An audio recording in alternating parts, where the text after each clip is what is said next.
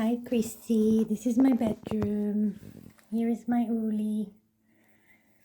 And another picture of my Uli. I love his body language there. This is something I found on the street. I actually washed it because it was basically looking exactly like Uli. I just wanted to show you, to share this with you. I don't think I've ever shared it with anyone. Santino, Mr. Santa, is what I used to live with Uli when I would leave the house. He would look after Uli and let him know I was gone until I would come back and take it.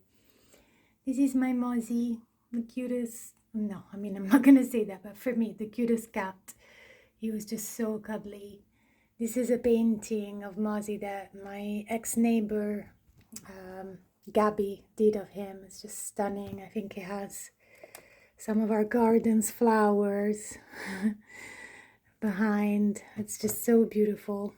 Like, if you can see, the power of symbols, then that'll tell you just how much that means to me. Is above my bed. And if you look in front, there is another little picture of my little Mozzie. He was so sweet. He was already sick here and I didn't know. And my hand was on his belly. Here you got my mischiefs, Darlene and Shelby, who you know. This stone reminds me of Terry at the shelter. Glendie was the name of the shelter that closed down. It's in the shape of the heart. Reminds me of all the animals there. This is the dwarf who reads the Book of Destiny, and I've put it in front of the Glendie stone so that all the dogs from Glendie will find a home, I hope. This is a little book that I bought about Peter Rabbit, where Peter changes his room and he finds a better room than before. And this is my wish for Terry, the animal, the dog at the shelter who I love dearly. Then I got my dad's drawing saying "Good night, darling, Dad." That's from when I was little. I took a picture and then I kept that and put it in a heart shape.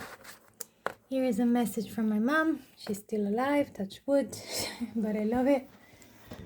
A painting that my grandpa made for my grandma. And last but not least, this is the blanket that Mozzie came with. This is Mozzie in here, sleeping. I still kiss him here. We had a ritual where I would kiss him right on the wrinkle of his ear. He's in there, wrapped in his blanket. This is a little stone my friend Harry bought for me, and it really reminded me of him. Little kitties playing with feathers. They're kittens, and he was very young, so they protect him up in heaven, where I'm sure he is. There's a little bookmark. Here I fell asleep. This is Mozzie in here. That's his hair. A little shell that I collected when I went on one of my journeys after he died. I used to collect things to provide me some comfort. There's a little necklace because he always used to ask to be picked up in this way. So there's like a kitty cat jumping up. I don't know if you can see it. There's a picture of him on this necklace. Needs cleaning. But it's basically the same picture I have on my ring that I still wear. That's Mozzie. Here is a little charm that my friend Rauda gave to me that I put on my key rings for a long time. It says, "When tomorrow starts without me, don't think we're far apart. For every time you think of me, I'm right here inside your heart." This was a very good comfort for a long time.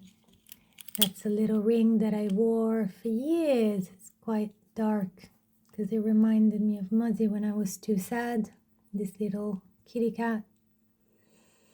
So doing things like this helped me, at least. This is a stone from St. Albans, Berners Heath, that my Uli and I used to go to during COVID, and the kids had made all these stones. It was like a big lizard made of stones, one after the other, at the entrance of the park, which was very cute. They used to do this, so I took this when Uli died. I always think he wants me to be happy, so here it is. That's a branch of Majesty, the beautiful chestnut tree he used to love in London. I took a branch last time I went, and it's on his altar. This is a little stone man that I found in Hastings. That was the trip I did. He looked like a little man and just provided me some comfort, something very tactile about holding him. I felt I was holding Uli. This is a coaster from the great TV show Ghosts, really funny, where the caveman tells the other ghost, when one of the ghosts passes, says, "That's where we go, back to the stars." I love that. And this is Uli in here. You can see this bit doesn't have any dust because I still kiss that a precise number of times. That's my ritual. A picture of him sleeping. This was after I had to leave him for the first time. I took a picture of him the night before I went to sign my divorce with my abusive ex, and he was asleep. I don't know if you can really see it from here.